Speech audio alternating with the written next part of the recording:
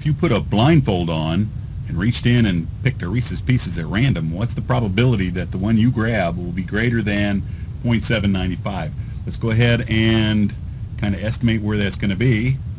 So 0.781 and 0.80. It's going to be somewhere in here, and it's going to be greater than. So let's go ahead and just kind of see what happens. Just make a quick estimate. Now, if you want to do this with the Z-table, please refer back to the Lesson 3F series back in the E-course. But we're going to go ahead and use Excel to make a shorter film. But it should be somewhere right around here. So I'm looking at between 25 and 30%. Let's go ahead and pull it up on Excel just to make sure. Excel, pick a cell, go to the formula bar.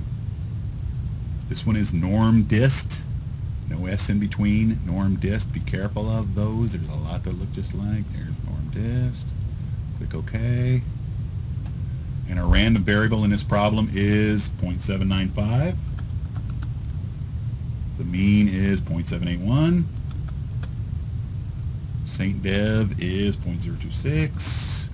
And the cumulative, that means it adds it all up. That's what we want. So we're going to type in true. Click the OK button. Now that would be true if it was less than 0.795. So what you have to do is go back to the formula bar.